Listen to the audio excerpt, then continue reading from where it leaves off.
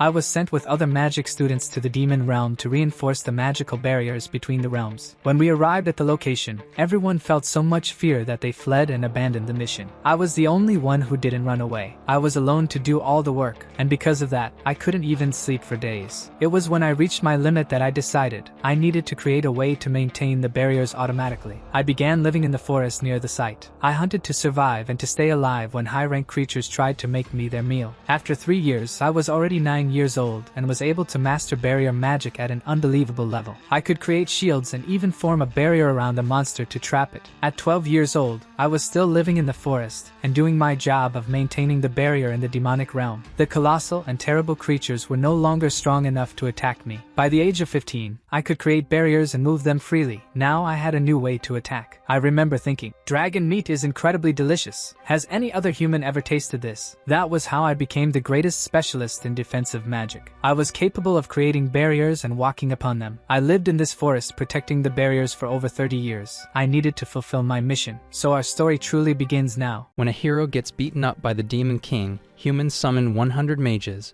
The mages create barriers against the demon realm while the heroes fight him. Year after year, teams of heroes try to defeat the demon and always lose. 30 years go by, and we see a 39-year-old barrier mage named Blake. One day, he leaves his house to check the state of the barrier and the monsters, and notices the demons are almost invading and the barrier has weakened. Fulfilling his task, he reinforces the barrier and drives the vile creatures away. He notices the barrier is less effective, and the amount of magic needed to maintain it has increased. So he prays that the new team of heroes will defeat the Demon King soon. Meanwhile, the heroes are giving everything they got in the battle against the Demon King. A heroine uses her sword and delivers a massive blow, fatally wounding the Demon King and eliminating him once and for all. She celebrates and tells all the heroes to let out a victorious cheer. Blake notices that the heroes have defeated the demons and is shocked. When the miasma finally disappears, it sinks in that the Demon King has been defeated. After 30 years, the miasma and the monsters are gone, and the world will now be at peace. He expects a reward for having spent 30 years maintaining the barrier to protect those inside. A month passes, and a knight shows up saying he's no longer needed. He claims Blake wasted public funds on a useless barrier and calls him a fraud. Blake tries to justify it by saying he kept the barrier up to prevent the miasma and monsters from entering. The knights keep belittling him and kick him out of his cabin, saying it belongs to the kingdom. After 30 years of hard work, the barrier mage never imagined things would end this way. He has no choice but to return to his hometown and stop by an adventurer's guild. There he receives a minimal reward for all his years of hard work. The woman running the place says he's a stuck-up barrier mage and doesn't deserve any more than that. Our protagonist is sad to receive so little even after working so hard his whole life. This makes him wonder if his barrier is really that useless. The next day, he has no other job options and needs to cover his living expenses, so he asks the guildmaster for a job. The old woman says there's no work for people like him, since mages like that are useless.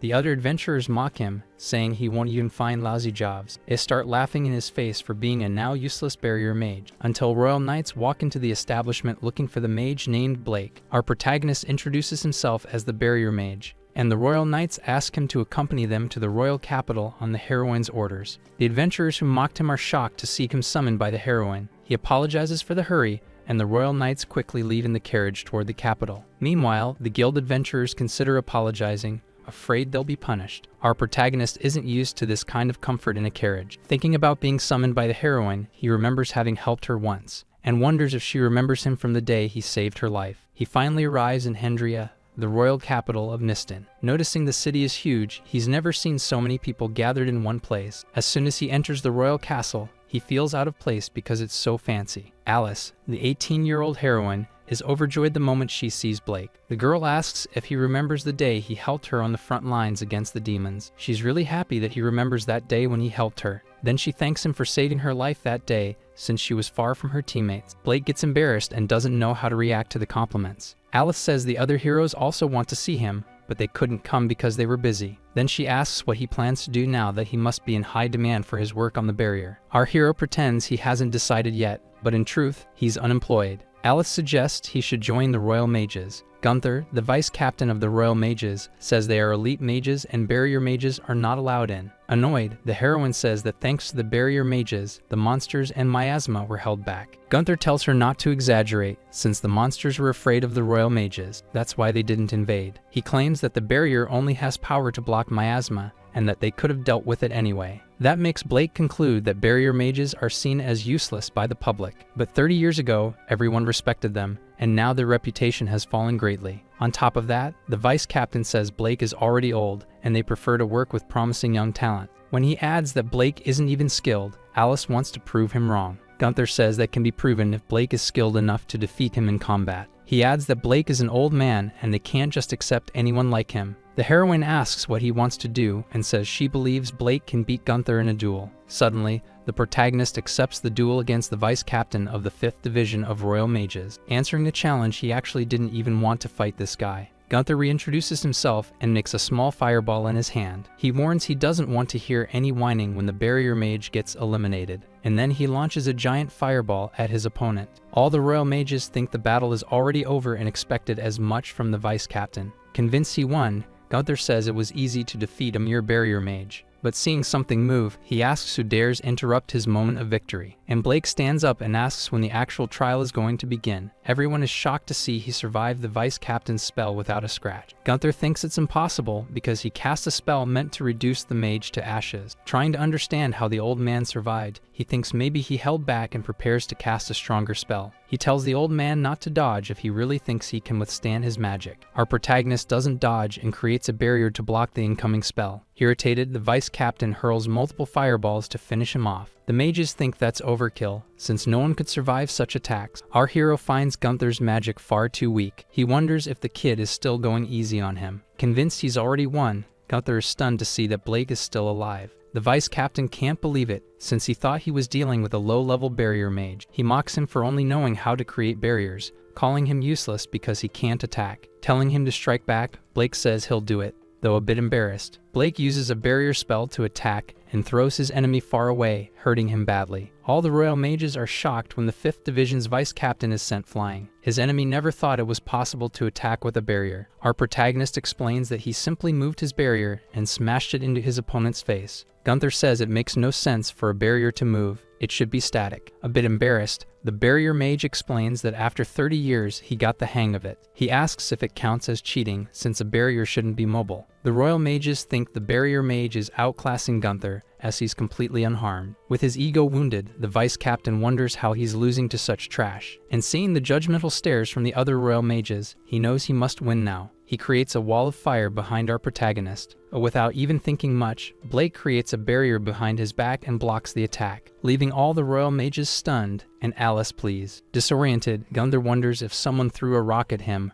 or if something tried to hit him. That's when he realizes the barrier activates by itself. Alice says this is proof that Blake is stronger and Gunther won't get away with it next time. Even more terrified and unhinged, the vice captain refuses to let the fight end like this. After all, failing to take down a barrier mage will only disappoint Alice. The mages start fleeing because he's casting an advanced spell, and even they might get caught in it. Gunther yells that he's going to use all his power to eliminate Blake. He summons a massive firestorm down upon our hero. While all the mages flee, Blake doesn't even seem to care about the spell. Alice knows a normal barrier wouldn't be able to block this advanced spell, but Blake's can. Then she remembers the day she was saved by the barrier mage. He used several mini barriers to defeat the demons and save her life. That makes her certain he won't lose this fight. After all, he does the same thing he did that day, using his barriers to cut through the attack. Falling to his knees, the vice captain can't believe his strongest spell didn't work. Noticing the captain is out of magic, they ask if the barrier mage won. Alice announces that the mage from the barrier squad is victorious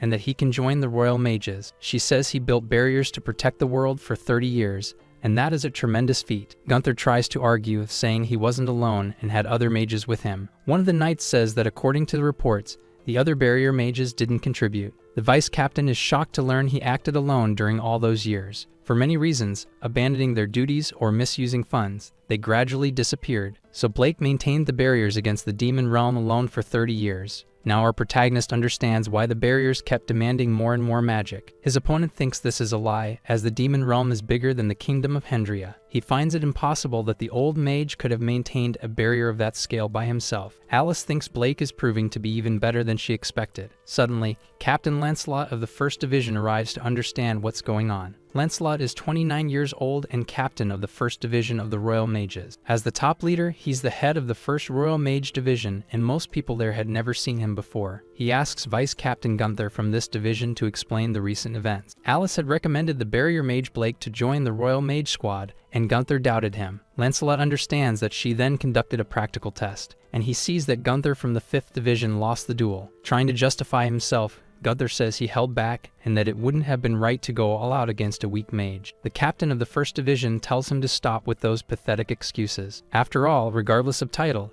if you have skill, you'll be allowed to join. He welcomes Blake, who is now a member of the Royal Mage Squad. The other members find it strange that a barrier mage is being allowed to join the squad. Our protagonist is surprised they let him enter the Royal Mage Squad. He wonders if someone like him, who only worked with barriers for 30 years, will be able to handle it. Alice congratulates the barrier mage, saying she always believed in him. Our hero thanks Alice, and she says it's time to celebrate and eat something. However, Lancelot appears behind her and says they don't have time for that. They begin taking her back to work, and the girl tries to resist. The captain then asks what kind of relationship the mage has with her, since Alice seems to like him quite a bit. Blake says they're just acquaintances, and Lancelot mentions that there are many opportunists who get close to her. Gunther from the 5th Division watches everything with rage and envy. A few days go by, and our protagonist arrives at the Royal Mage's dormitory. Looking for his room, the students comment that he's way too old to be in that place. Our protagonist feels embarrassed by the negative comments and searches for his room. Finding the door to room 206, just as he's about to enter, someone appears. Even a 16-year-old recruit from the Royal Mage Squad asks who he is. Blake introduces himself, saying he's his new roommate, and even doesn't like that he's so much older. The boy is shocked to learn that he was recommended by the heroine herself and defeated Gunther. He accuses the mage of lying, and Blake understands, because it really does sound like a lie. Even makes a scene, saying his life is over now that this old man is on the same team. He explains that roommates always work in the same division team for recruits. Our MC apologizes for being old and says he'll do his best not to get in the way. The redhead stops making a scene and comments that his hair is a mess. He offers to give him a haircut so it won't get in the way of training. After finishing the haircut for our hero, he thanks him and even feels lighter. Then training time arrives, and the two put on their uniforms to go train. Two other 16-year-old recruit girls show up, Clara and Therese. Both ask who the old man is, since they've never seen him before and ended up on the same team as him. Finally, we see the protagonist with his haircut and a cleaner appearance, introducing himself as Blake. The girls wonder why an old man ended up on their team and find it strange that he's a recruit. Clara warns that Therese is going too far, even if she agrees with her. Our protagonist understands them, since all the recruits are young, and he's the only old man there. A representative introduces the old man, saying he'll be joining them from today on. Then Blake introduces himself as a barrier mage and says it's a pleasure to meet everyone. At that moment, everyone realizes he's the barrier mage who defeated the vice captain. The two girls talk among themselves, unable to believe that this old man beat Gunther. The redhead thinks they're screwed because he feels like the old guy must be weak given his occupation. Meanwhile, the 5th Division's vice captain continues glaring angrily at our protagonist. The representative explains that everyone here is a new recruit and has no assigned division yet. That's why the training results will decide which division they'll go to. They're not officially enlisted yet. He then explains they'll carry out a survival exercise and hunt monsters in the Mecha Forest. They will have 2 weeks to earn points, and the recruits focus on the survival exercises. After all, the place is filled with miasma and monsters, and they think Blake got unlucky. He even becomes pessimistic, saying Mecha Forest is no place for beginners. As everyone gets ready, he tells the barrier mage not to get in their way. Each team has a dragon carriage that will take them to their starting point. Meanwhile, Gunther intends to show the barrier mage what hell looks like. As soon as they arrive at the forest, everyone is startled by how strange the place is. He even asks why their starting point is on top of a mountain miles away from the forest. He says they're screwed and that he thought he'd be joining the Royal Mage Squad and living his dream. A girl tells him to stop whining because it's pathetic and he should be a leader who shows confidence. He even keeps complaining that they're unlucky and says he didn't even want to be the leader, which annoys the girl. Blake tells them to start checking the map to see where they are. Looking at the map, they realize they're a bit far but can make it in time if they hurry. Our protagonist tells them to move as fast as possible so they can arrive on time for the competition. They see no other option and decide to give it their all. They cross a mountain and part of the forest filled with rocks. They complain about the heavy luggage making it hard to walk and feel like they're not even close to the forest yet. Meanwhile, the old man hasn't even broken a sweat and seems used to this kind of mission. By nightfall, they finally arrive at Mecha Forest. They see the thick miasma, and a normal person would die instantly just from entering it. Clara says their target is a level 2 Komodo dragon and even has the location of its nest. The barrier mage asks what level means, and the redhead is shocked that he doesn't know. He explains that monsters are ranked in 10 levels of strength, and level 3 is far too strong for rookies like them. Blake thanks him, saying the info was really helpful and even feels validated. The two girls move ahead and leave the others behind. A few seconds later, the group starts walking together again, until they hear noises in the bushes behind them. They notice 3 vicious goblins coming in to attack. The redhead knows these are level 1 monsters and plans to handle them himself. He fires a fireball and takes down one of them right away, but the other 2 charge at him and attack with full force. Clara tells him never to let his guard down and uses a purple spell to save him and defeat the goblin. Even says he didn't need her help to deal with goblins. There he starts healing the boy after noticing he got slightly hurt. Meanwhile, the old man watches everything from a distance and even says he could have helped a little. The group says he didn't even want help because he insisted on facing them alone. They continue walking until a large carnivorous plant appears. The plant quickly attacks the barrier mage, knocking him to the ground. But he ends up without a single scratch, and to the group it looks like he fell for no reason. He says he found a path as he fell and tells them to follow it, but even doesn't like the idea. Meanwhile, he defeats the monster with his barrier and the group doesn't even notice. He just pretends nothing happened. After that, the 2 girls follow in the direction the guys pointed. Our protagonist comments that he hears the sound of water coming from a certain direction. After they rest for a bit, he says it's time to keep walking, and several monsters watch them from the shadows. The group starts to fall asleep while the old man stays awake to keep watch over them. A huge monstrous lion appears behind him and roars, trying to bite him. But his barrier activates on its own, stopping the monster, and Blake doesn't even lift a finger. Even wakes up because of the noise, and the mage says it was nothing. Then he offers to take over the watch, but Blake tells him to go back to sleep. Happy about it, even thanks the old man, who stays up continuing the watch. The redhead notes they barely encountered any monsters and thinks they're lucky, unaware that it's because of Blake. Everyone finds it strange they've only come across weak creatures and wonder if the mage is doing something. Clara says it's a good thing since walking is already exhausting and fighting monsters would only make it worse. Gunther assumes the old man must have died since he sent them to the harshest location possible. Even if they reach their objective, a monster worse than a Komodo dragon will be waiting. The team then encounters a massive and terrifying level 4 salamander, a monster that can burn a person to ashes with a single breath, and they all consider running away. But another giant salamander appears, surrounding the team. Even falls to his knees in despair, saying there's no way they can defeat both monsters. The girls are terrified as soon as the salamander starts breathing fire aggressively, but they realize it's not hot because they're protected by a barrier created by the mage Blake. The captain and vice captain are completely shocked that the salamander's flames are being blocked by the barrier. Then the other salamander also breathes a whirlwind of fire, which doesn't burn even. He realizes the barrier is protecting all of them, but still thinks there's no way they'll escape. Suddenly, our protagonist starts to step outside the barrier and says he's going to face both monsters. The redhead is in shock when the old man says he's going out and that they should stay inside the barrier. He begs the old man not to use himself as bait, thinking a barrier mage can't possibly defeat 2 salamanders. Clara believes they can't let him sacrifice himself in vain and tries to leave the barrier to flee, but even doesn't want to abandon the old man, and the girl says there's no way they can defeat the salamanders. The trio wonders what's going on when suddenly our hero strikes. He severs the salamander's head from its body with a precise slash using a barrier. Everyone is stunned when he defeats one salamander in an instant, but the other one starts to fill its body with fire, preparing to unleash a breath attack. As soon as it releases the whirlwind of flames, our hero jumps high and dodges it. Then he lands on the ground and conjures a barrier. The salamander becomes afraid as the barrier charges at it in a zigzag pattern. Meanwhile, our protagonist creates barrier gauntlets and wraps them around his fists. Charging at the creature, he delivers a punch straight down into its face. The punch is explosive, destroying everything around and slamming the salamander into the ground. After annihilating the monster, he picks up his things as if nothing had happened. He feels nostalgic, recalling how he used to defeat many lizards in the forest, and finds these a bit weak for level 4. His team is shocked by his level of strength and begins to praise the old man. He finds it odd that they think of him as strong, but it makes sense. He used barriers to hunt monsters. Fr0m is surprised that he defeated 2 salamanders with barrier magic instead of only using it for defense. She realizes this man is not normal. He can move barriers and is incredibly powerful. Meanwhile, Gunther is absolutely convinced the barrier mage has already died. After all, it was a treacherous path filled with hordes of monsters, ending in a salamander nest. He's certain the entire group didn't survive the route. The supervisor says they did a great job and that Team F is the first to arrive at the final destination. Gunther is confused that they're alive and were the first ones to arrive. Trying to stay calm, he tells himself they must have run away and probably didn't collect the monster materials. But they brought back salamander fangs, the best result any group has ever achieved in history. The vice captain is stunned that a failed group managed to defeat 2 level 4 monsters. He then congratulates Team F and adds those accomplishments to their points. The mages wonder why there were salamanders on a route that was only supposed to have low-level creatures.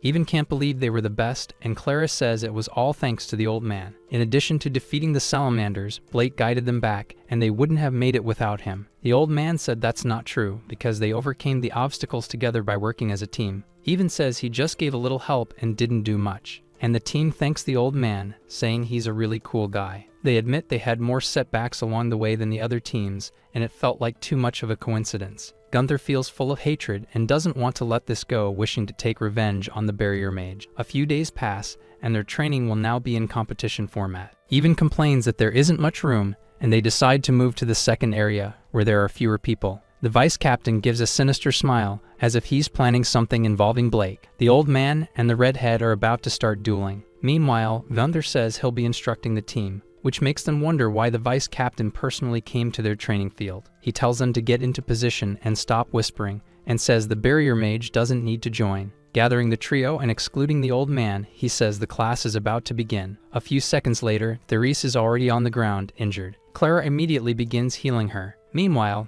Gunther tells them to take it more seriously. If they were fighting monsters, they'd already be dead. The three get up as the man says the lesson hasn't even started yet. When our protagonist steps in to intervene, the arrogant mage tells him to stay out of it. Seeing Blake outraged, that's exactly the reaction Gunther wanted, to make the mage feel powerless. He then tells Even to stand up and get in position, saying that if he doesn't comply, he'll force them to move using his fire magic. He casts a fire whirlwind spell and throws it at the trio of recruits. After attacking the young team, he claims his hand slipped and blames the barrier mage for insulting him, saying they shouldn't misunderstand. He didn't eliminate them, just disciplined them a bit too harshly, and maybe burned them a little. As the smoke starts to clear, he wants to see the miserable state of the mage's companions, but they're not burned at all because he cast a barrier around his teammates. Gunther is in shock that they didn't suffer a single scratch. Even realizes it was the old man's barrier that saved their lives. The vice captain is angry that the mage managed to do something even without him noticing. The royal mages think it's odd that the vice captain is fighting Team F. He justifies it by saying he was training the recruits, but they've reached their limits. The redhead says that wasn't training, it was an assault, and he doesn't want Gunther to get away with it. The light-haired girl wants to beat her own teammates, saying that they can still continue the lesson and they won't lose. The mages are surprised that they still want to continue even while exhausted and cheer for them to beat Gunther. The vice captain knows that if he stops now, people will start saying awful things about him. Fr0m heals her two teammates, and they decide to work together to win. Gunther calls them losers and says they'll never beat him in a duel, casting more fire magic, which they manage to avoid, because another barrier appears and protects them, leaving the captain furious. Then Clara and Even, now angry with the deceitful mage, start casting their own spells. He gets hit and injured by their combined magic. Even more furious, he reveals his true face and says he won't let them get away with this. At that moment, the old man steps in front of the two and spreads his arms to protect them. Meanwhile, the other royal mages shout for Gunther to stop what he's doing. He claims he was just instructing the team, but they tell him to stop making excuses. Realizing that he held a grudge against Blake, they understand now why he targeted Team F. Another captain says Gunther is dismissed from his duties and might even be fired. That makes the man explode with rage, demanding to know why he has to suffer like this. He blames Blake entirely, placing all his anger and frustration on the barrier mage. After that, they take a break, and Blake gets the rest he deserves, finding it satisfying to see Gunther fall. Clara says the starting point of the exercise had been a petty move by the vice captain. The old man apologizes for causing trouble for the team, even says it wasn't his fault. They ask how he became so strong, since he used barriers that no one had ever seen before. Before he can explain, a woman arrives under orders from the wise witch Edda to escort Blake. The man is confused, and the woman drags him away, saying they're in a hurry. The two girls find it strange that Edda, from the heroines group, was the one who summoned him. They arrive at the Magic Research Institute in the Kingdom of Hendria. Edda, the wise witch and 13-year-old director of the Research Institute, happily reunites with the mage. The protagonist is glad to see her doing well after so long. She gets angry at him for treating an extraordinary and genius witch, who appears only once every century, like a child. But in truth, Edda doesn't care, and our hero apologizes to her. Getting straight to the point, the witch summoned the mage because she needs his strength to capture monsters. She explains that physical cages don't work on enraged monsters, and some species emit miasma, so their research has been limited to the monster's natural habitats, which is an inefficient method. Her wish is to capture monsters and study them at the Magic Research Institute. They might even find a countermeasure for miasma. She knows that heroes are protected by the goddess and can block miasma, which is why they're able to enter the demon realm. Returning to the original topic, the witch asks if he can capture monsters above level 5. Her assistant says she's overestimating barrier mages, but at that moment, the protagonist says he thinks he can capture monsters above level 5. The witch seems convinced by Blake's words. Our protagonist believes he can handle level 5 since the salamanders were level 4. The assistant thinks it's absurd for him to promise that in front of Edda and believes he won't be able to complete the task. However, our protagonist says he'll be fine, and she thinks he's lying about all of this. Meanwhile, the witch has already decided that Blake will cooperate. She won't tolerate any objections from her attendants, who immediately apologize. She says not to worry about the mage squad and that she'll send them a formal request. Edda's attendant is angry that this mage is taking advantage of her. In this case, she feels the need to protect the little girl. Our protagonist senses a bad omen and starts to feel uneasy. The witch announces that they're heading to the abandoned mine of B4rrier. All of Edda's witches mount their dragons to set off on the mission. The witch says she's lucky to have met with him again so soon, and the MC says he already met with Alice. Edda says Alice is always like that, seeming overly cheerful. The attendant wonders why he's getting along so well with her mistress. She claims that if the mage hadn't saved them in the forest, they would have all died. That day, the hero was hunting in the Demon King's forest when he accidentally found Alice and saved her. He remembers being in the forest of death and seeing the girl wounded on the ground. Alice said her companions were also in danger and asked him to save them too. Our hero searched the area and found Edda surrounded by monsters. The forest of death messes with the senses of anyone who enters it, which is why the team got separated. So if he hadn't saved them, everyone would have died in that place. Being modest, our protagonist says it wasn't a big deal, and the girl finds that very kind of him. He notices that the girl seems to be having fun, and he feels jealous. He spent his whole life maintaining the barrier since he was 9. He even wonders if Edda plays like the children he sees on the streets. The girl confidently says she's a genius mage from birth and doesn't play with children, but she almost seems like she wants him to go play with them. A few days later, he arrives at the abandoned mine of B4rrier. They notice there's a lot of miasma, and it seems dangerous for the weaker mages. Blake says he'll create a barrier so everyone can walk inside, and they think it's impossible to make a barrier move. To prove he can, our protagonist creates a barrier around himself and enters the area filled with miasma. The weaker mages find it outrageous to go into a place with such dense miasma. Suddenly, he returns and asks if they're coming too, proving the barrier worked. Edda explains that this is one of the effects of Blake's barrier and tells them to leave the dragon carriages outside. Seeing the mobile barriers surrounding them, everyone wonders if it will really protect them from the miasma. The jealous attendant says something of that level shouldn't even be praised. Our hero warns them there are monsters nearby and that they can sense a source of miasma inside. Blake suspects there's a creature causing it, but the mage says it could also be a cursed object. After all, cursed objects, whether made by humans or naturally occurring in dark places, can generate miasma. Sometimes, powerful monsters that produce this kind of miasma are also born from those objects. And this same smoke creates monsters, which in turn intensify it even more. Thus, more monsters are generated, and the Demon King was a good example of this vicious cycle. Moreover, if the monster producing miasma is defeated, the others created by it also disappear. That's why, when the Demon King was defeated, half the monsters in his kingdom vanished. However, not all the monsters in the world disappeared. Edda believes that if they understand the principles behind monster creation, they can develop countermeasures. Suddenly, she nearly trips over a rock, and our protagonist catches her. Being kind, he asks if she's okay and says the ground is very dark. When he offers to carry the girl on his back, her attendant scolds him, saying not to treat her like a child. She's a prodigy. The witch says she's fine and tells them to keep moving forward through the abandoned mine. Suddenly, the demonic smoke grows denser, and further ahead, a minotaur appears roaring, a level 5 monster. Blake thinks it would be interesting to capture this creature, but the witch's attendant is the one who will handle it. All the witches accompanying Edda start casting spells at the monster. Just before the spell hits, the monster roars and stops their magic. The girls get scared, and Edda says ordinary mages won't be able to capture it. She says they'll need the barrier mage, and her attendant insists Edda should be the one to capture the minotaur. They decide to leave it to the wise witch, but she doesn't look too comfortable with the situation. She steps forward hesitantly and approaches the massive minotaur, holding her staff nervously, right up until the moment the creature charges at her.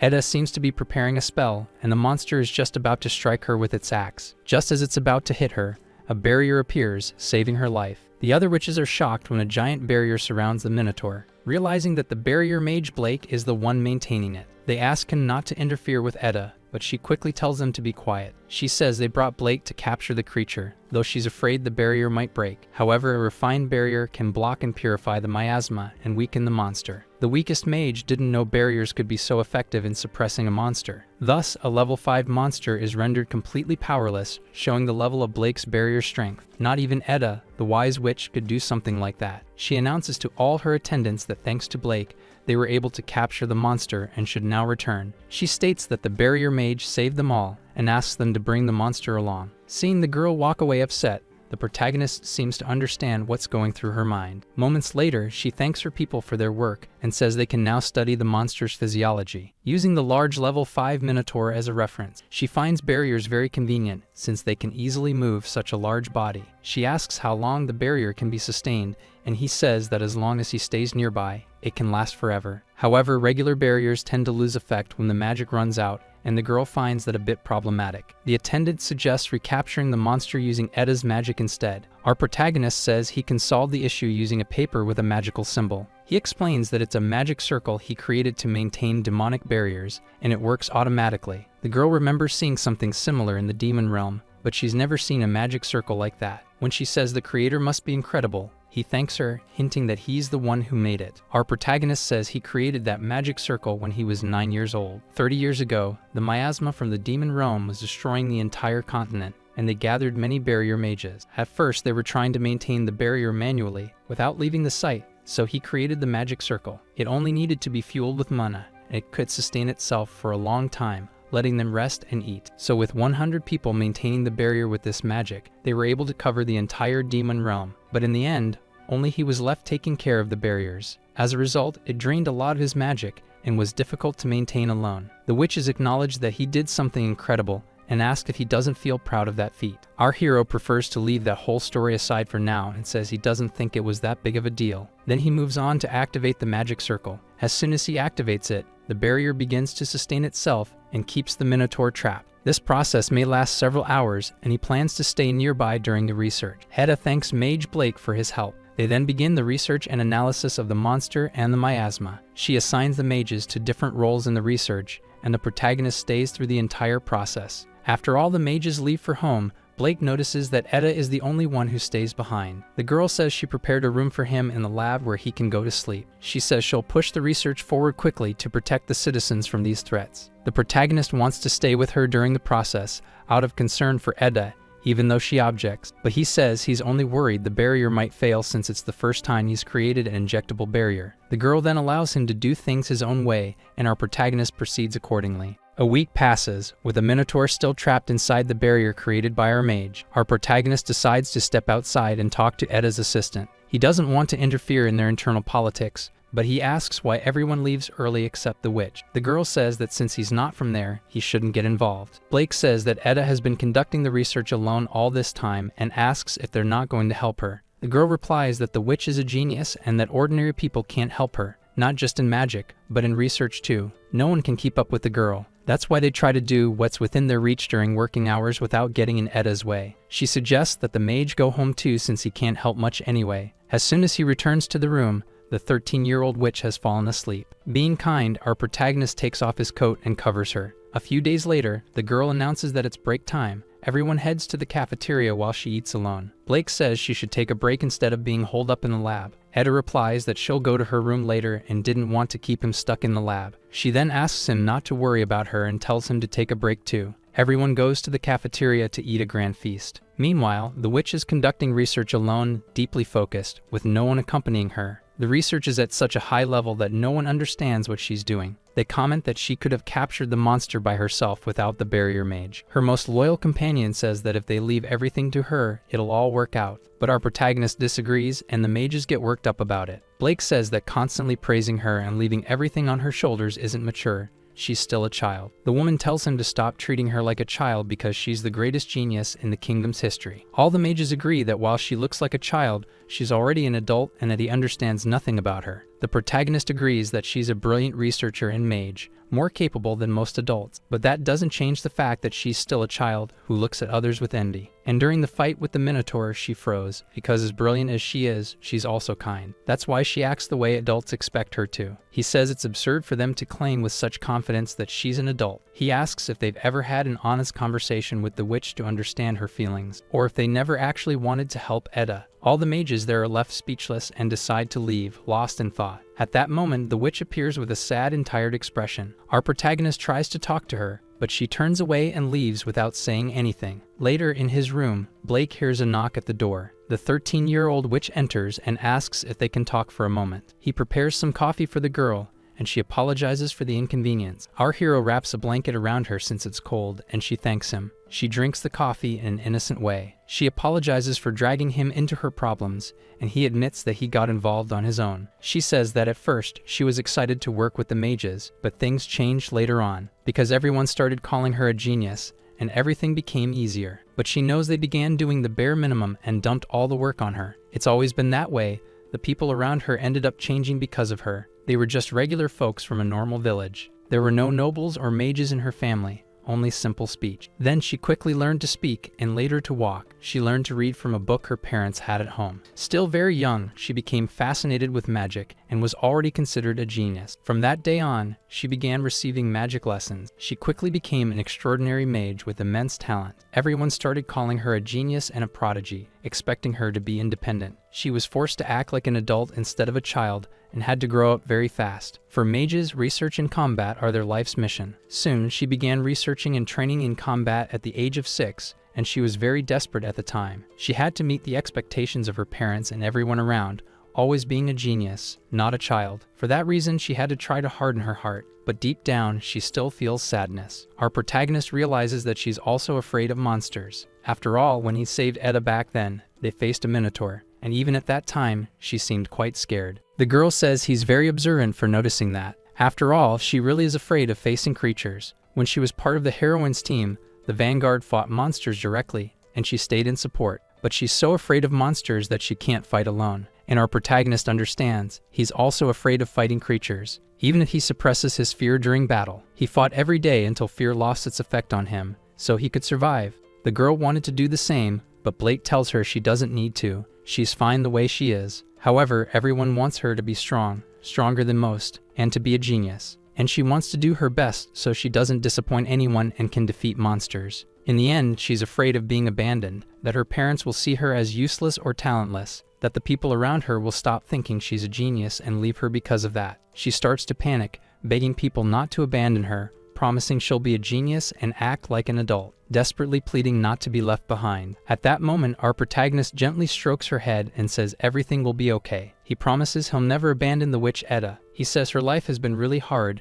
and that she's already suffered enough. In that moment, he acknowledges that she's done a great job, and the witch breaks down in tears and hugs the barrier mage, saying all she really wanted was to play with her friends, eat sweets, and spend time with her family. Even though she loves researching, she hates fighting monsters because she's afraid of getting hurt. She wanted to ask for help because children usually depend on adults. But in her case, since she's a genius, no one wants to help her because they already think she's an adult. Blake tells her she doesn't have to try so hard and that she can ask him for help. The protagonist promises that whenever she has a hard time, she can count on him. The two of them hug, and she thanks our hero deeply, falling asleep in his lap while holding his hand. He remembers a time in his life when he found the girl lying on the forest floor after saving her, putting her to sleep and taking care of her when she was hurt. Blake stayed by her side the whole time while she was recovering, and years later, he's doing the same with the now older girl. As she's trying to fall asleep, she asks the mage not to leave her alone. Our hero says he's right by her side and not going anywhere. A few days pass, and they go out for a walk in the city together, with the girl dressed casually. A few days before they went to the park, the girl held a meeting with her mages, asking everyone to give their best in the research. Everyone worked very hard, including the girl. In the following days, she kept asking for help from everyone and put great effort into the research, until one moment when she got exhausted and needed a hug from Blake, saying she was so tired she couldn't take it anymore. Our protagonist gently comforted her and gave lots of hugs to the little girl. Realizing that Edda was under extreme stress, he wanted to help her. Thinking of something they could do together, he knew she had a day off and invited her out. Immediately, the girl said she wanted to go out with Uncle Blake. The next day, they met at the city market, dressed casually. The two began their stroll, and the witch noticed how many people were in the city. The witch said it was her first time at the main street market because she never had the chance to go out. Blake said that since it was her first time there, it was going to be a lot of fun. They started trying out all sorts of sweets, and as soon as Etta saw other kids, she started playing with them. That made our protagonist very happy, and in the late afternoon, she said goodbye to her friends. The girls smiled a lot, and they passed by a shop selling necklaces and jewelry. Our protagonist asked if she liked anything, and she looked for a necklace. Then our hero said he would buy one, and Etta offered to pay. But the barrier mage said this would be a gift for her. The girl was very happy with her necklace and thanked him for the present. Even the shopkeeper said that Blake was a very kind father and that his daughter was adorable. Instead of explaining the situation, they just went along with it as if they were father and daughter. A week later, the witch said she hadn't found a way to counter the miasma. Through her analysis, she saw that the barrier is effective in blocking and purifying the miasma,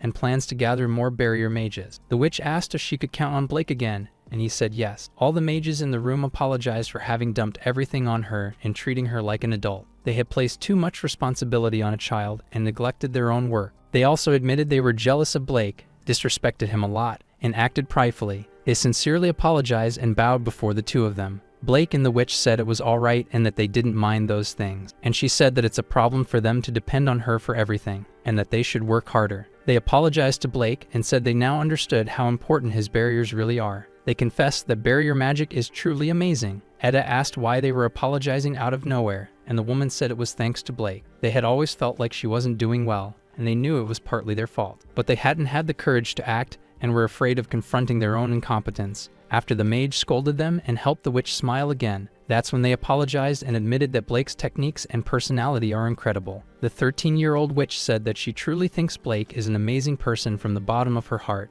After the research concluded, our protagonist said goodbye to the group of mages. The witch said that if anything new came up, she would inform Blake. Then she asked when they'd play again, and he said they could play whenever she wanted. Everyone kindly said goodbye to the barrier mage. He had been away for a while and wondered if his group was doing well. When he arrived, the trio was upset that he took so long and said they were really worried. Our protagonist started telling them the story about capturing monsters. The redhead knew that very few had the privilege of entering the Research Institute's lab. The girls realized that for someone to be close to two members of the hero squad, their magic had to be seriously impressive. And they wondered who Blake really was. He asked if anything happened while he was away and even said he would show him the results of their training in the training field. Once they arrived, the trio began demonstrating their magic all at once. Each of them cast a triple magic vortex that joined together in the end. The redhead felt like it should have been better and knew it's hard to get strong. Another group of mages said they barely passed the test and called them failures. In response, they admitted they really were failures and always came in last. Even asked if they were going to give up that easily and said depending on the old man wasn't a good idea. Tired of that, he said he didn't just want to give up or keep relying on the old guy. Some time passed, and the redhead was now on his knees, begging, asking Blake to teach him magic so he could grow stronger and not get expelled. He said he was going that far because he's the eldest son of a noble family from the countryside. In other words, his whole family is counting on him to succeed, but they're nobles only in name, as they never had luxury and always worked hard. Our MC said he could help, but only with barrier techniques, and the redhead already expected that. But he was surprised when Blake said he could teach him combat techniques too. The boy got excited, and they agreed to begin combat training the next day. A day passed, and the redhead asked what the girls were doing there. The girls said it wouldn't be easy to leave them behind, and they were going to learn from the old guy too. The MC said he had invited the two of them because they were feeling the same way as even. The redhead got annoyed because he had to beg for it, and they didn't. Clara intends to uncover the secret behind Blake's strength and observed him more closely. However, he notices her strange timing, and she wants to do it without being noticed. They return to Mecha Forest, where they face monsters. He even casts his fire magic from his hands and attacks a creature. But just as he's convinced of his own strength, another one appears to attack him. He has to be saved by Blake and his mobile barrier magic, advising the boy to never let his guard down. Suddenly, many more monsters begin to appear, and the girls get scared. Blake tells them to observe, since if there are many enemies, they can use area magic. He then uses a spinning mobile barrier to strike all the enemies at once. The trio is surprised by his power, defeating the monsters with a single blow. They realize the old man is incredibly strong and ask how he does it. He says it's a long story about how he became so strong just by maintaining the barrier in the demon realm. After all, it happened 30 years ago when he was only 9 years old. Back then, when he showed potential as a barrier mage, he was taken to the demon realm. They were tasked with creating barriers to suppress the miasma and monsters of the realm. The pay was very limited, as were food and water, and then they were abandoned. Due to the nature of the mission, which required maintaining the barriers, they couldn't leave the area. He barely had time to sleep, continuing to maintain the barrier without food or supplies. He was at his limit, both physically and mentally. That's when he came up with the idea of creating a magic circle that would maintain the barrier automatically. Clara says very few people can do that, and assumes he failed. But in truth, our protagonist worked hard and managed to create it. In just a few days, he developed the circle that could be infused with his magic. That day, he slept as if there were no tomorrow.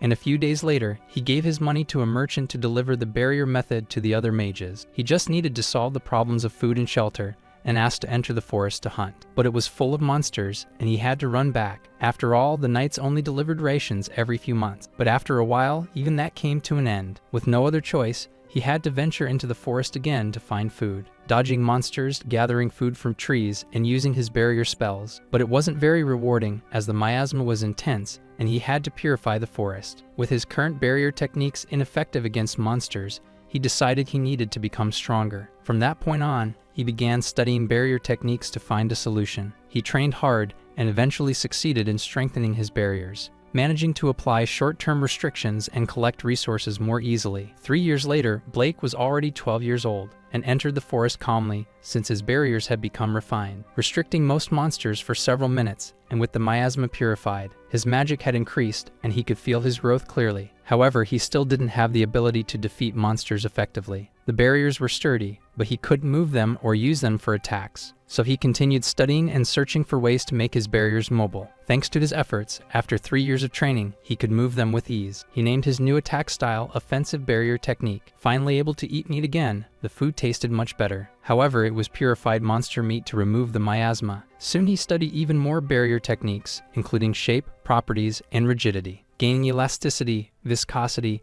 and changing all their properties. In this way, he developed his combat techniques using barriers. While explaining all of this, a monster prepares to spit fire at our protagonist. But without even looking, he creates a barrier and blocks the deadly breath. He then jumps over his own barrier and charges up an attack with his hand, a mobile barrier that he uses to slice the monster and annihilate it with ease. He explains that he became capable of changing the barrier's shape, turning it into a sword, for example. The trio is stunned that he defeated another salamander with a single attack. Even he doesn't fully recognize how strong he is, and now everyone understands the reason for his power and his impressive backstory. They acknowledge that his life was painful, and he doesn't even show how incredible he is. Blake says that if they put in the same effort he did, they can achieve it too, because they have potential. The girls find it strange that he says it so naturally. It even sounds a bit insensitive. The redhead isn't scared at all, because he wants to become strong like the mage and sees no other way. At that moment, the old man tells them to face the salamanders that appeared. He says that if they try hard,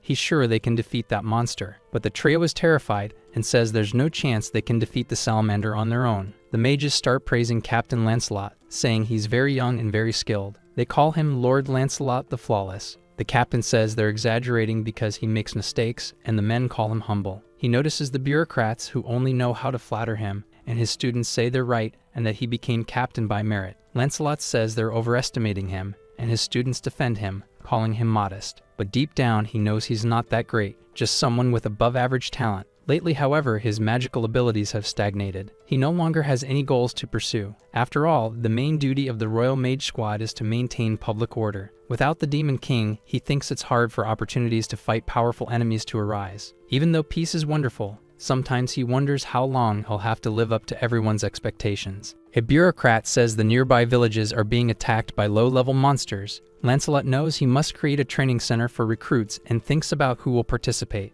We see the trio complaining about something that's happening. The protagonist offers them water and even asks how he can be so calm. After all, they're about to go on an expedition with the 1st Division. Our MC is used to fighting monsters, and they find that insane. They feel a little more confident because they trained with the old man and are stronger now. Other groups start calling them failures, as usual. Before a fight can break out, the commander orders everyone to stay in position. Lancelot says it'll take 2 weeks to reach the village, and they'll have to face dozens of level 3 monsters. They'll form squads of 4 members and keep formation the entire time. The commanders order them to begin the march toward the carriages to depart on the mission. They obey and begin marching. but they get extremely tired after marching non-stop for 6 hours. Everyone is exhausted because the hill is very steep. The commanders announce a 30-minute break, and everyone thanks them. But one of them gets annoyed with the young ones who were resting. He says the recruits should take care of the squad members and bring them food. So the trio of heroes has to massage the older members' shoulders. While the older ones sleep, the recruits don't get to rest and stand guard instead. 7 days later, they feel like they're about to die from exhaustion. None of the trio can handle everything that's happening, except for Blake, who seems perfectly fine and full of energy, offering water to the group. He says that in the past he had similar experiences during his walks through the forest. The trio can't judge the old man, he just doesn't have normal standards. Even wonders where the other recruits are.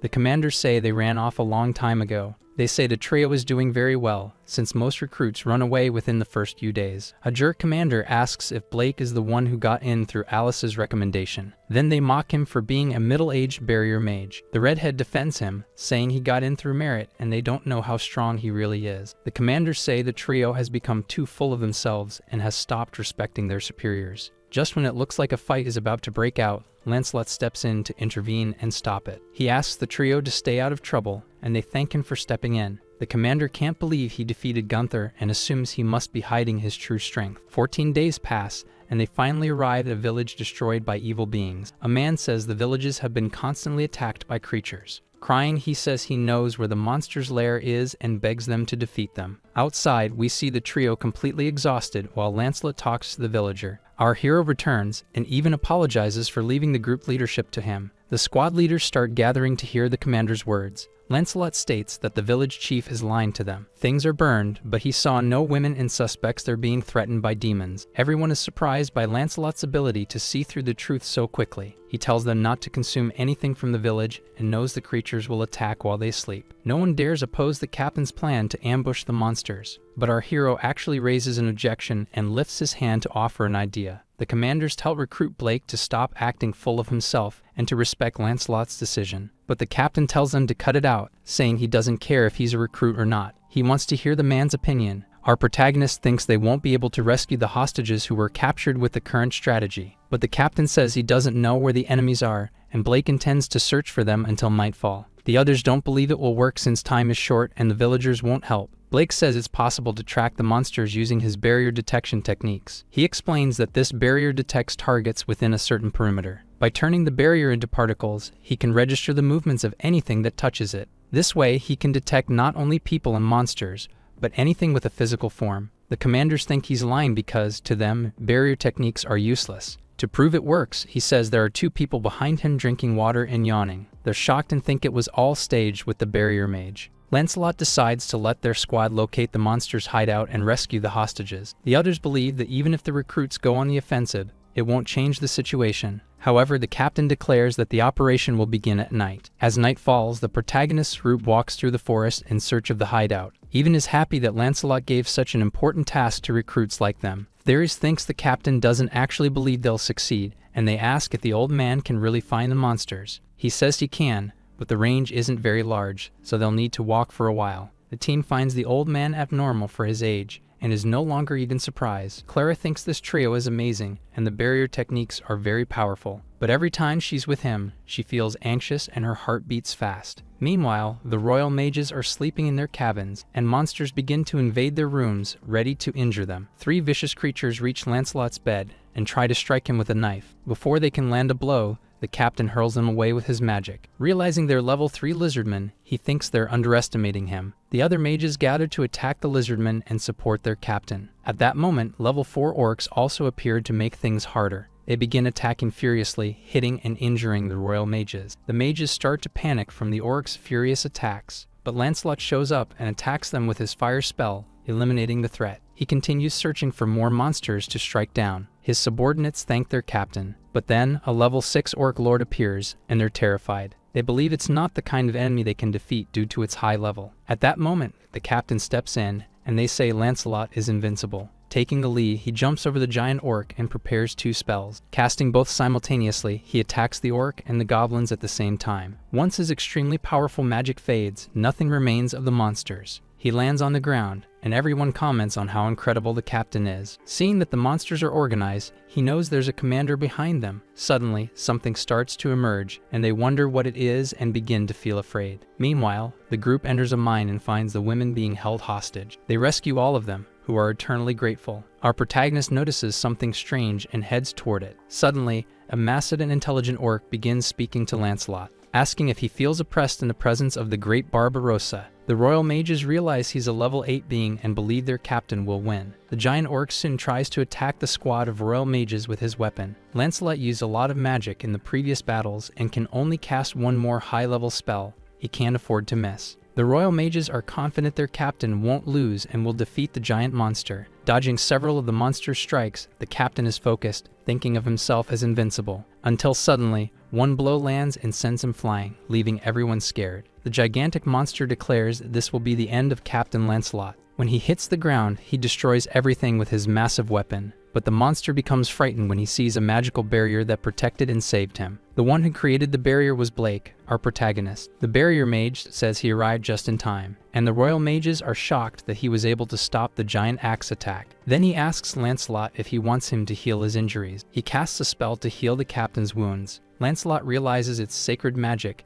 and thought he only used barrier magic. Blake says it's a healing barrier technique that uses purification and regeneration. A giant level 8 orc asks how he dares to stay calm in front of him, becoming extremely enraged and charging at our protagonist, but his attack is stopped by Blake's barrier and doesn't reach either of them. He asks Lancelot if there's a chance to win, and he says he has a high-level spell to annihilate the orc. However, he needs time to recover, and the orc must have his guard down to be hit. Our hero says he'll cover for him and keep using the barriers for defense. To keep the orc from noticing the high-level spell coming, Blake will fight. Lancelot is shocked and asks how he's going to fight with just defensive barrier techniques. Demonstrating in practice, our protagonist creates barriers around his hands and feet. With energy flowing through his body, he leaps forward with great force. He manages to fly using the barriers, even surprising the monster. Then he crashes into the giant creature with such force that it gets thrown far and falls to the ground despite its massive body, making the monster even more enraged. But the mage keeps using the barrier under his feet to jump high. Reaching the monster's height, he prepares a punch with barriers surrounding his fingers, delivering a powerful blow to the monster's face. The moment it gets stunned, Blake shouts for the captain to cast his spell. Lancelot obeys and prepares his high-level powerful magic, firing an extremely powerful spell of flames and spectral energy. Instantly, it annihilates the level 8 orc. When the magical blast ends, the creature is on the ground,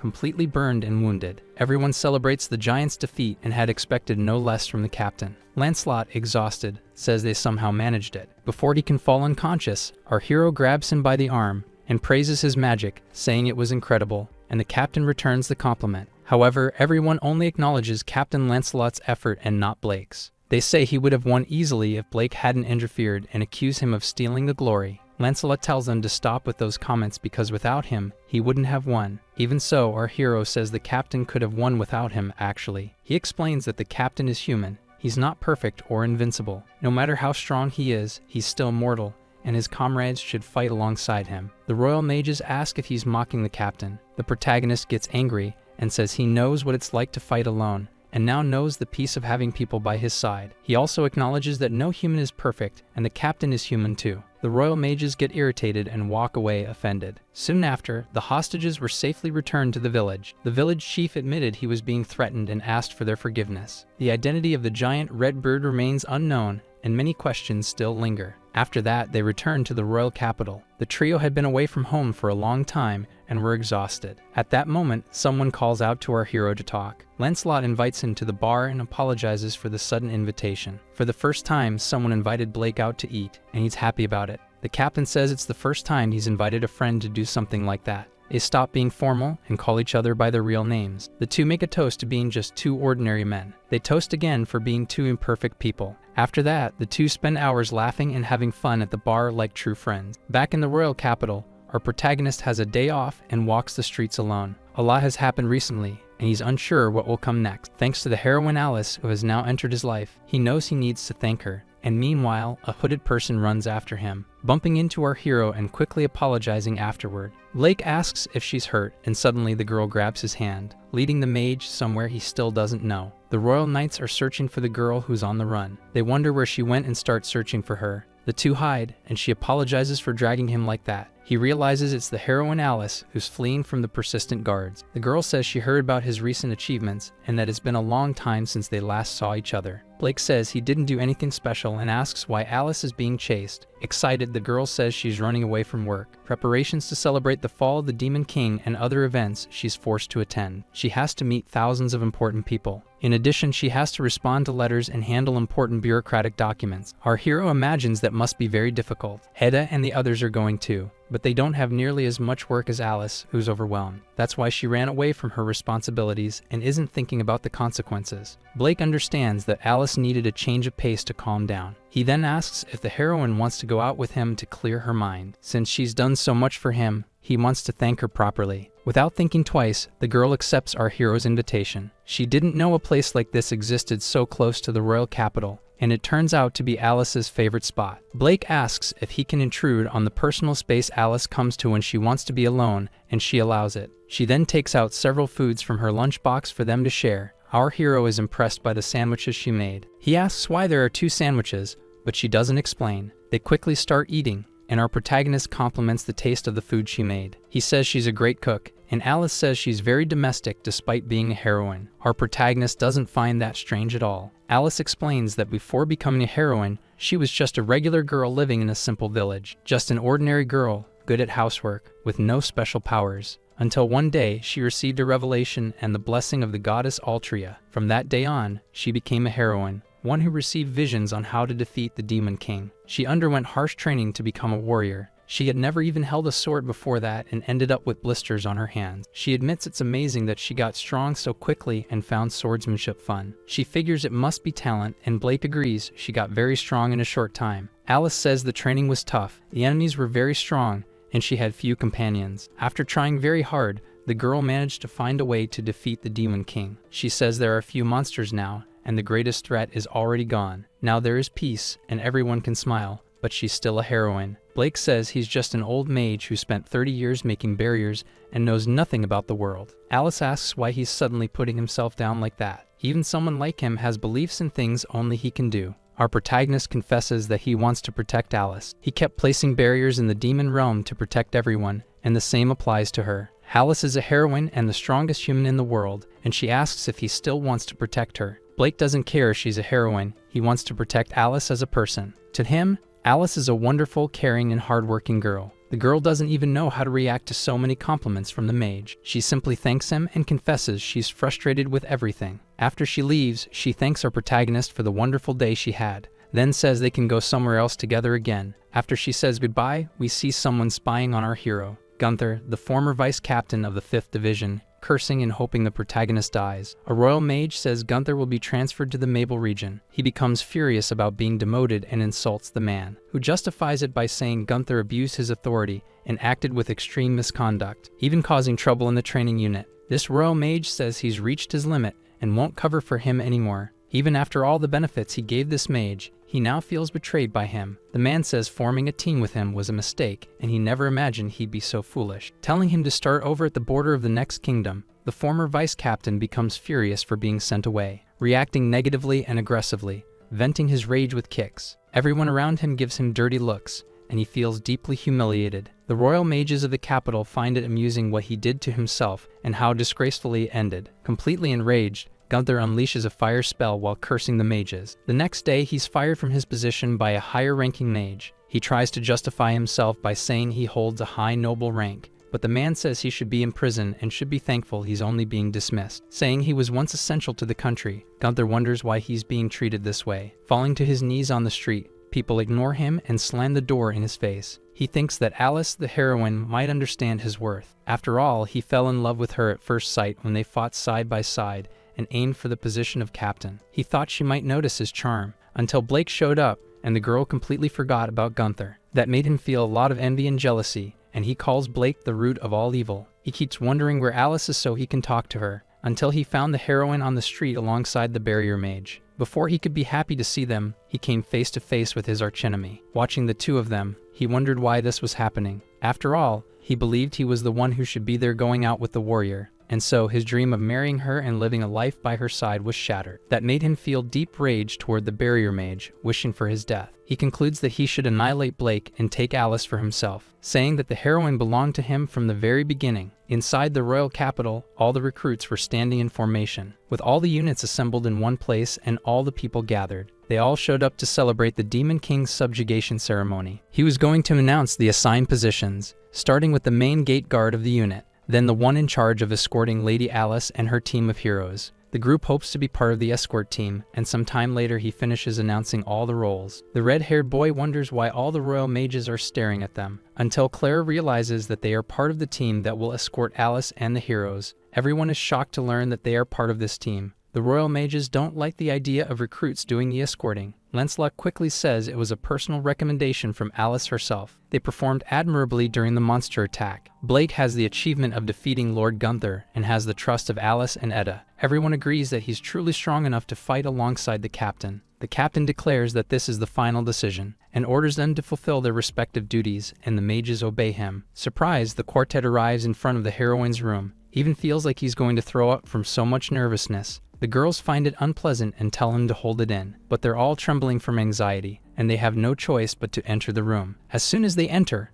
the heroine Alice and the witch Edda are already waiting for them. They are surprised to see the two of them so close. Our protagonist greets them as if he were already close to them. Alice says she heard about the great work Blake did defeating the monsters. The witch was already expecting that from him, and the quartet is impressed by how close and familiar they seem. They sit together with the royal knights and get very nervous, until the heroine says they're not going to hurt them and they can relax. Darius thinks the two are very friendly, but the knights are scary. The two say they recommended Blake because they know his ability very well. The thin girls accompanying Edda find it very reassuring to see him there. Clara is shocked that so many incredible people know the old man, which indicates he's no ordinary person. The redhead had already realized how amazing he was, but didn't expect it to be on this level. One of the knights makes a suggestion to the heroine and asks if the three accompanying Blake are also strong, saying that they don't give off the aura of strong people. They look like beginner mages no matter how many times you look at them. He suggests maybe they should be replaced by more experienced mages. The three young ones admit that maybe they aren't that useful, but regardless, Blake trusts them. Clara stands up and asks to be allowed to be part of the mission. The three say they can do this and that no one really knows what they're capable of.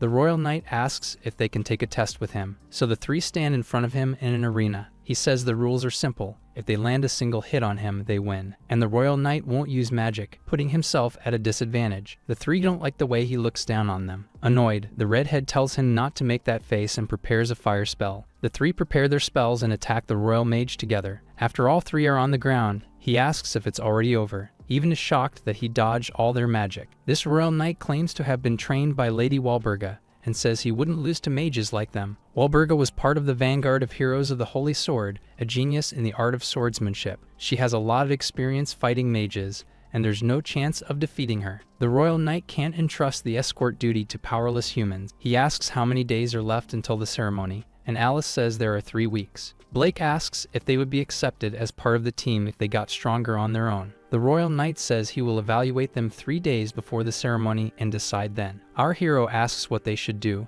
and the trio refuses to give up and wants to grow stronger. The two heroines say they're rooting for the team and wish him good luck. The knight wonders what they can possibly achieve in just 3 weeks, but says he will observe their performance. The trio plans to give their all in training to become stronger. They head to the Mecha Forest, facing giant high-level monsters. They scream and run from the level 3 monsters in fear, thinking they can't win, while the protagonist, floating on a barrier, tells them they can win. He says they won't grow stronger if they run from the fight. The red-haired one gathers his courage and casts his fire magic at the monsters, but the creature dodges and lands right in front of Even. The lizard man stops right in front of him. The teen realizes their spells weren't very effective and doesn't know what to do. Blake says they need to figure out on their own how to survive and get stronger. The lizard man is about to ferociously attack the redhead, but before he can finish off Even, our protagonist steps in and creates a barrier. He says he'll protect them when things get too rough, but then he motivates the trio, telling them they can do this. Darius says they can get stronger if they're properly prepared. Clara says to remember the old man's words in order to be ready. However, Blake says he can't train their magic. He can only teach barrier techniques and knows the basics of physical training. They're unsure what direction to take, but our hero tells them to use the cards they already have up their sleeves. Remembering that conversation they had with the old man,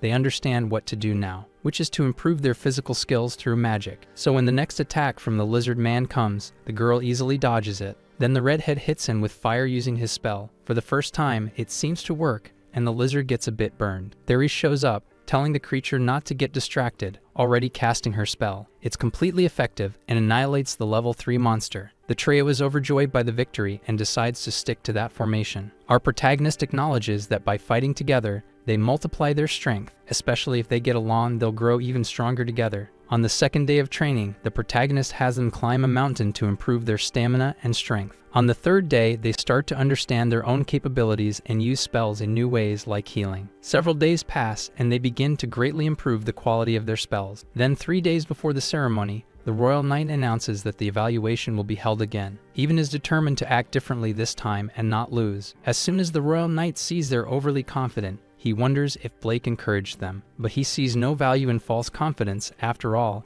they're about to face harsh reality. The redhead thinks he should attack first to secure victory and casts his fire spell. However, the knight slashes through the spell with his scythe and says it was useless. But then Fr0m appears behind him, preparing her purple spell. Yet the knight also dodges that attack and says it's equally useless. He tries to strike the girl, who dodges, and he had thought that blow would land. He realizes that they've improved their physical abilities and skills during this time. He also notices they're fighting well as a team. The battle continues with the trio attacking and him cutting through their strikes. After a while, the trio begins to feel tired and sees that he really is very strong. They decide to bet everything on one final sequence of attacks. They charge the Royal Knight in a tactical formation they had already trained. The team plans to use their newly acquired magic in unison. Then all three launch massive intermediate level spells at the same time. The Royal Knight manages to slash through the enormous spells fired at him, but he ends up exhausted. Even feels frustrated that he dodged and avoided their strong combined attack. At that moment, Alice says the fight is over,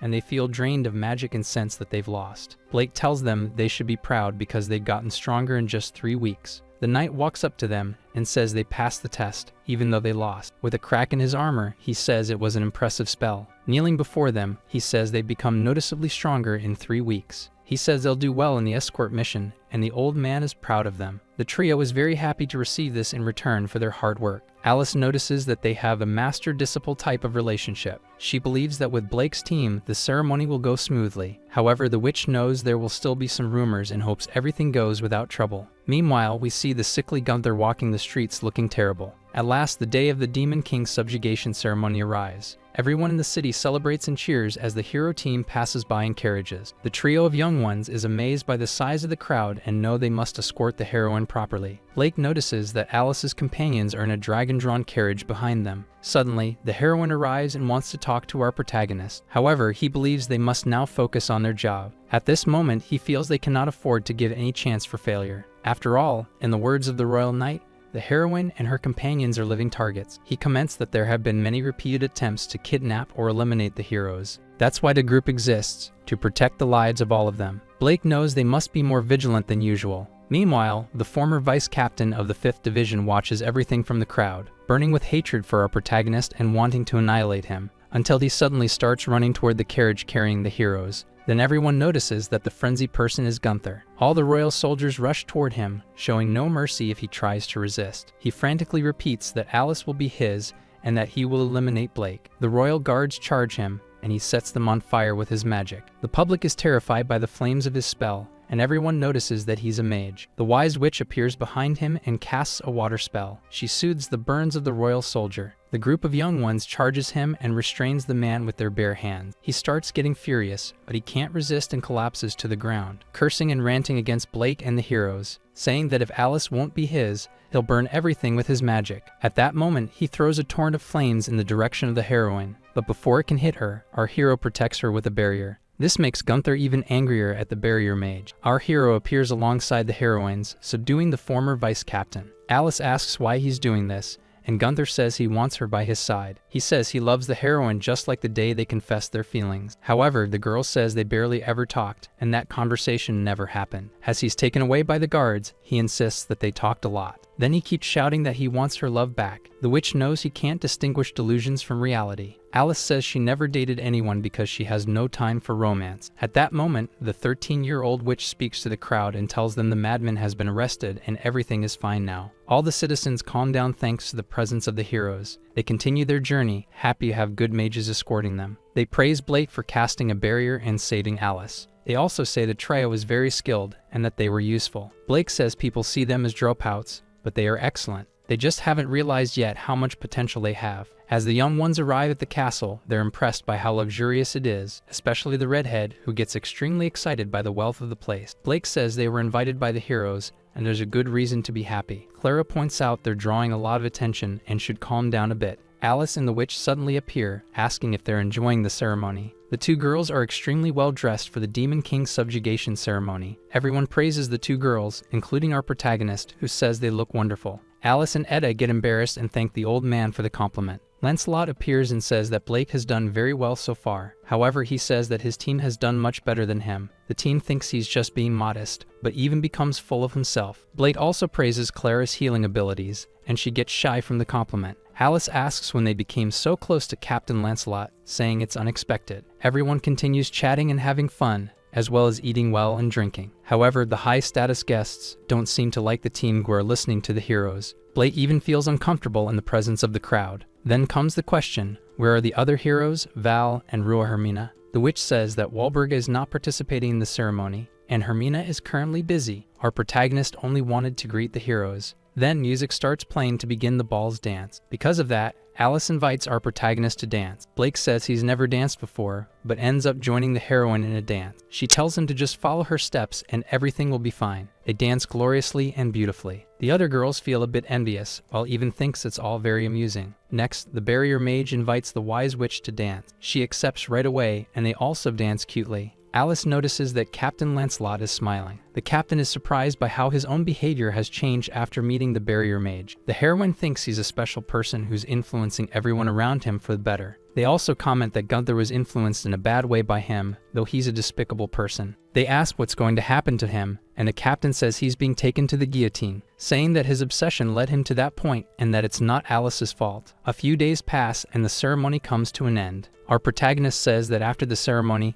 he'll have to go on another expedition to a different continent. It's going to be tough. Alice says it's the fate of the hero party and they need to report the Demon King's defeat. It's also to demonstrate the power of the Kingdom of Hendria, although Etta would rather be researching barriers. The heroine says that if something happens in the royal capital, he should take care of it. Our protagonist says he'll do as she told him. Then the wise witch whispers in his ear, saying she wants to play with him next time he comes back. He promises to play with her, and then the two girls leave in the carriage. Blake wishes them a safe trip to the next continent. After their departure, the captain says it's the first time the hero party has left the capital since the Demon King's defeat, and he hopes nothing bad happens to them. Meanwhile, Gunther, the maniac, seems to be planning something sinister in prison. 1 week after the departure of the hero party, time passes without any strange incident occurring. But meanwhile, in prison, Gunther appears to be scheming something in his mind. Many weeks pass, and the young ones continue training magic, until the mages say training is over, and the trio is exhausted. Even says it was just another day of training and that he wants to go on missions. The girls view that as crazy and are even thankful there are no missions. But the redhead has grown so much stronger that he wants a truly exciting challenge. However, he notices a strange look from the old man and asks if he's angry. In reality, the old man felt that something is coming. The royal knights announce that a massive wave of miasma is approaching. Everyone present is shocked to hear that. Blake and Captain Lancelot, along with the other mages, fly off to check the situation. They notice a huge wave of miasma heading toward the city. The townspeople are terrified upon seeing the black smoke approaching and start to flee. A little girl falls to the ground, and her mother protects her, thinking they'll be consumed by the smoke. But our protagonist intervenes and creates a barrier around them. He then creates a barrier over the entire royal capital to purify the miasma, protecting everyone and making the smoke disappear from the royal capital, driving the miasma away, just as the captain had expected from Blake, saving everyone in the city. And the mage says he can maintain that barrier for a few months. However, he cannot use the magic circle in this case. The mages continue levitating above the city to assess the situation. They see several mad mages massacring people in the streets with their spells. Captain Lancelot wonders if a civil war is beginning, asking the mage to maintain the barrier and for each squad to defend their designated area. He wonders whether it's an invasion from another continent or just a rebellion. Meanwhile, the young ones are running to save people, who are being annihilated in the streets in broad daylight. However, Captain Lancelot manages to rescue some civilians, asking the squadrons to do the same. Thus begins a war between the mages of the royal capital and the criminal mages. They start evacuating the city and protecting civilians. The crazed mages charge at the royal capital mages to eliminate them, but Evan's group and the two girls manage to dodge. However, the criminals don't stop attacking them and try to eliminate them at all costs, until Theris enhances the other two to make them stronger. Then Clara and Evan charge at the criminal mages, attacking them, hitting them with their spells and taking them down with relative ease, saying that compared to Blake's training, this is much easier. The girl really thought she would die during the old man's training. Now they are surrounded by several criminal mages and wonder how many of them are there. They have no choice but to fight and use their spells to defeat these mages. A child in the street is about to be set on fire by the lunatic mages, until Theris gives her all to save the child and stop the spell from reaching them. As soon as the fireball explodes, everyone is in shock, thinking the girl might have been hit. But the hero created a barrier around the two, saving them and preventing their death. Our protagonist begins creating barriers around all citizens who were about to be killed by the mages. The captain is surprised to see all the civilians protected by barriers. He realizes that this is all being maintained by Blake, the barrier mage, who created a barrier for every living person in the city. Clara keeps attacking the criminal mages non-stop. After defeating them, they head toward another girl who is holding a child in her arms. She repeats that the old man's barrier protected and saved her life. They thank the goddess for that and notice the old man isn't near them, and realize he must be casting that magic from somewhere far away. They also look around and notice barriers covering everyone in the city. They wonder how he can be protecting every person in the royal capital like that, but they already suspected it. Coming from the old man, they knew he was incredible. Lancelot notices that all the barriers protecting the people of the royal capital are Blake's. The mages complain that the rebel army has a very large number of people. The captain asks if there are any extra troops from the Mage Academy to help them, but it seems there aren't any. Lancelot knows that if he abandons the location, the citizens will be in danger, and it'll take too long to reach the castle. He orders his mages to leave the area along with the night troops. After all, Blake is going to support them at this moment. The mages realize the captain trusts the barrier mage a lot, because normally he would return himself. Meanwhile, the captain casts his spells and is counting on Mage Blake. All the enemy mages begin attacking the royal knights all at once. The knights refuse to let those criminals enter the castle, but the maniacs are very strong and keep launching spells non-stop at them. Then they begin invading the castle. However, before they can enter, they run into one of Blake's barriers, and realize that the castle's entrance is protected by the barrier mage. After that, they are attacked by the royal knights with sword slashes, being eliminated without mercy, and they thank the barrier mage who is sustaining it all. Our protagonist notices other criminal mages casting spells in his direction. However, he easily blocks the spells coming his way, until a man with a stone hand comes up from behind and grabs his leg,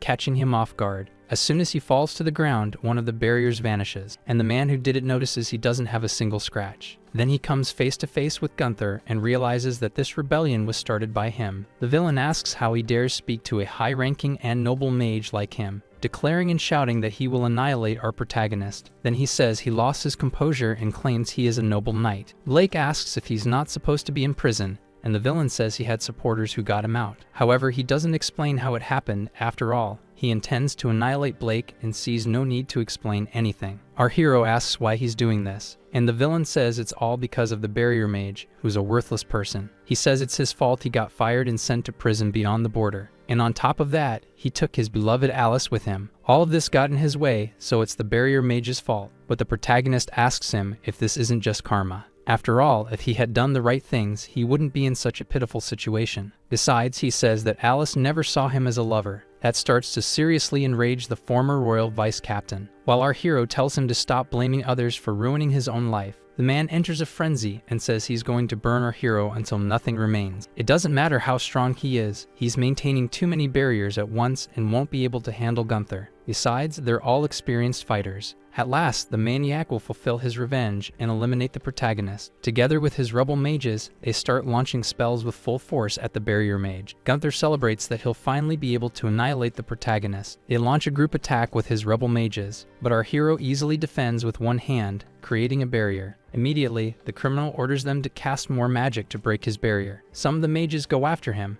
and everyone starts attacking with spells all at once, creating a massive wave of powerful spells to annihilate Blake. He reinforces his defense with his other hand, preventing the spells from hitting him. But after holding out for a while, his barrier begins to crack, and he gets scared, because at that moment, the criminal mage launches several more spell barrages. Unable to create another barrier in time, our protagonist starts dodging. Also using his barrier techniques, he evades and blocks all the attacks. But the mages don't stop. They throw everything they have at our hero. He places a barrier on his leg and jumps high into the air to escape the blast. However, they don't stop for even a second and say there's nowhere he can run. Our hero creates a sphere with his barrier in his hands. He then uses those barriers to propel himself forward and fly away from the attacks. Landing on the ground, he manages to dodge all the spells. He knows he can't use all his power since he has a barrier surrounding the entire capital. According to Gunther, he's going to be eliminated because he insists on protecting worthless citizens. But Blake says it's thanks to all of them that he's able to fight, with their support.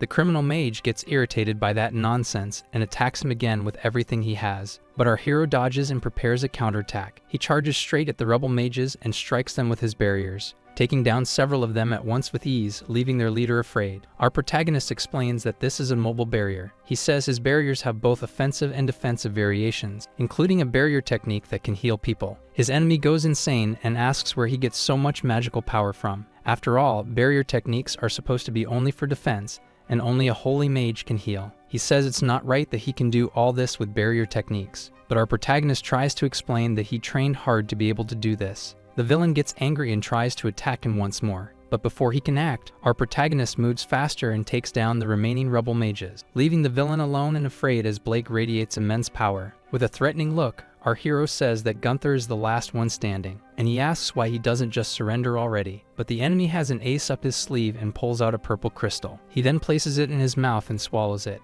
A huge amount of purple energy begins pouring uncontrollably from his body. Black veins appear all over him, and he says that now he's invincible. He had planned to use it when he was alone with Alice, but with this power he can even bring down a hero. Our protagonist starts creating barriers and says he won't let that happen. The villain tells him to stop pretending to be a protector and prepares a massive spell. He hurls a whirlwind of evil purple magic, which our hero easily blocks with a barrier. However, it suddenly shatters, leaving him unprotected and in shock. A massive explosion happens afterward, with our protagonist caught in the middle of it. After telling the man to stop acting like a guardian and breaking his barrier, our protagonist avoided getting hit by using a mobile barrier to escape the blast center. However, the villain doesn't stop attacking, even with Blake now floating over the city. Our hero keeps dodging and none of the attacks hit him. Annoyed, his enemy asks if he won't even be able to lay a finger on him. He starts charging a spiral strike and says this will be the end of our hero. The villain unleashes this massive blow, and the protagonist creates another barrier to protect himself, which ends up shattered. He gets slightly injured, and the enemy says he's almost at death's door and that his barriers are useless. Then he says he's a freak and therefore deserves to be annihilated. At the moment he's about to unleash another strike to end the protagonist's life, someone appears behind him. Several spells hit him directly from behind. The trio that travels with our protagonist had attacked Gunther from behind. Clara starts asking about the rebels and says the mage corpse is struggling to deal with the miasma, so she tells our hero to fight with everything he's got to defeat the villain. His enemy grows more and more furious and says he'll wipe all of them out, leaving the barrier mage Blake with an expression no one had ever seen before. The barrier around the capital begins to dissipate, along with the barriers that were surrounding every citizen in the royal city. He starts focusing all his magic into a single point, releasing it in an explosive surge. The trio is amazed by the amount of magical power he possesses. Everyone begins praying for him to win this battle. Meanwhile, the protagonist is engulfed in a powerful flow of energy. Gunther says it's useless to act so serious now because he won't be able to land a hit. The villain casts another extremely powerful spell at the barrier mage, saying that he's already lost and hasn't even realized it yet. However, the protagonist manages to avoid the spell without a single scratch, leaving the villain in shock as he was sure the attack had hit directly. But he doesn't care and says he'll do this as many times as needed to win the fight. Our hero doesn't even flinch as several magic spheres come flying at him. Even with the villain saying it's impossible to block them since they're high-level spells, Blake creates a magical barrier around his enemy, trapping him inside and then releasing a powerful electric surge. The shock is so intense that Gunther immediately collapses to the ground, completely unable to stand. The villain Gunther can't believe his own defeat. Then Blake says that barriers exist to protect everyone. His enemy can't even say a word and is annihilated once and for all. The miasma begins to vanish from the city the moment he is defeated. Everyone on the old man's team begins to celebrate and cheer for his heroic deed. Clara runs over to give the old man a hug, saying she's so happy about it. At that moment, Captain Lancelot appears, saying that Gunther had a cursed item that generated the miasma. It was a cursed tool that had been activated by his magical power. Our protagonist explains that someone was behind all of this, helping the villain. The monster attack in the village and the royal capital being attacked are abnormal events, which the captain doesn't consider coincidences, but rather orchestrated assaults. Either way, he's glad the crisis in the royal capital was avoided and thanks Blake. The two shake hands, and after that, weeks go by. Afterward, the king of the continent crowns him as the official barrier mage of the court for his contributions during the capital's attack. None of the people expected the king to create a new title just for him, but they accept it. Meanwhile, everyone who likes Blake applauds and is overjoyed. Our hero never expected to receive an official position. Next, he is taken to his debut as the barrier mage. There's a huge crowd of people who came just to see the hero who saved the royal capital. Our protagonist waves to the crowd of people whose lives he saved. After the ceremony, he sits exhausted in the castle hall. He never expected to become a court mage and thanks all his friends who supported him. Feeling much more confident, he realizes that his barriers were never useless. But he doesn't know what to do now, since barrier techniques have always been treated as worthless. He wishes to spread the word around the world that barriers are incredibly useful to protect people. His goal is to train barrier mages and teach them his techniques, and so more and more people across the world can be protected by barriers. This is the story of a 30-year-old barrier mage who managed to change the world. However, a curse begins to appear on Alice, and she starts desperately calling out for help from Blake, a cursed hero. Our video ends here. If you enjoyed it, please like and subscribe to the channel. Until next time, bye bye.